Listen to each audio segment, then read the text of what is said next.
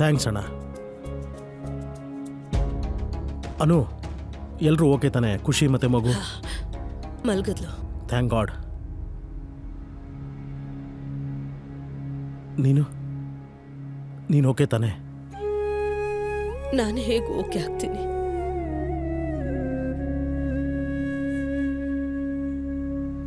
Thank god, ದೊಡ್ಡ ಸಮಸ್ಯೆ ಏನೂ ಆಗಿಲ್ಲ. ಅಲ್ಲದೆ ಖುಷಿ ಇಲ್ಲಿಗೆ ಬರಲೇಬಾರ್ದಾಗಿತ್ತು. ಯಾಕೆ? ಪ್ಲೀಸ್ ನನ್ನ ತಪ್ಪಾಗಿ ತಿಳ್ಕೊಬೇಡ. ಆದರೆ Khushi is heavily pregnant. She needs to be very careful. ಇಷ್ಟು ಜನ ತುಂಬಿರೋ ಜಾಗಕ್ಕೆ ಅವಳು ಬರಲೇಬಾರ್ದು. Why take a risk? ಸರಿ, ಏನೋ ಬಂದ್ಲು, ಫ್ಯಾಮಿಲಿ ಗೆಟ್ ಟುಗೆದರ್ ಇತ್ತು, ಎಲ್ಲರೂ ಜೊತೆಗಿದ್ವಿ. ಆದರೆ ಇಲ್ಲಿ ಹಾಡು ಕುಣಿತ ನಡೀತಾ ಇತ್ತು. ಅದನ್ನಂತೂ ಅವಾಯ್ಡ್ ಮಾಡ್ಬೋದಾಗಿತ್ತಲ್ವಾ? ನೀವು ಸರಿಯಾಗಿ ಹೇಳಿದ್ರಿ ಬ್ರಕ್ಕ ಅವ್ರೆ. ತಪ್ಪು ನಂದೇನೆ. ನಾನು ಬಾ ಅಂತ ಅವಳ ಕರೆದೆ. ಪಾಪ ಅವಳು ನನ್ನ ಜೊತೆ ಬಂದ್ಲು. ಇಲ್ಲಿ ಬಂದ್ಮೇಲಂತೂ ಒಬ್ಬ ಪ್ರೆಗ್ನೆಂಟ್ ಹೆಣ್ಣಿಗೆ ತುಂಬಾ ಜವಾಬ್ದಾರಿ ಇರಬೇಕು ಅನುಪಮ. ನಿನಗೆ ಗೊತ್ತಲ್ವಾ, ನಮ್ಮಿಬ್ರಿಗೂ ಅನುಭವ ಇದೆ.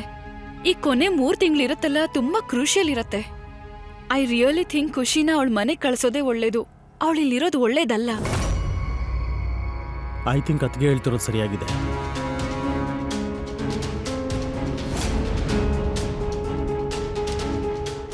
ಡೋಂಟ್ ಗೆಟ್ ಮೀ ರಾಂಗ್ ಅನ್ನು.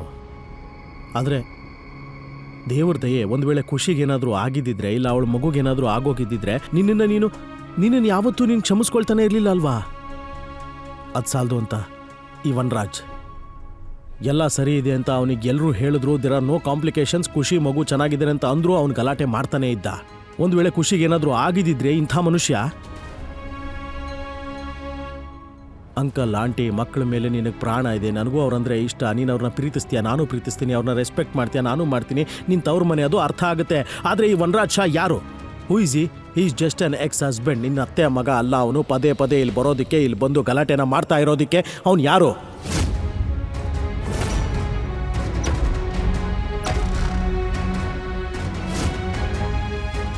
ಇವತ್ತೇನು ನಡೀತು ಅದೊಂದು ಆಕ್ಸಿಡೆಂಟು. ಯಾರು ಬೇಕಾದರೂ ತಪ್ಪು ಮಾಡ್ತಾಯಿದ್ರು. ನೀನು, ನಾನು, ಖುಷಿ ಕೂಡ ತಪ್ಪು ಮಾಡ್ತಿದ್ಲು. ಅದೇ ವನರಾಜ್ ಕೂಡ ತಪ್ಪು ಮಾಡ್ಬೋದಿತ್ತು.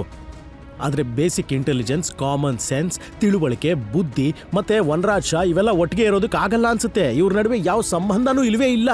And this man Vanraj Shah ಇವತ್ತಿಲ್ಲಿ ಏನು ಮಾಡಿದ್ನೋ that is unfreaking acceptable. I didn't like it.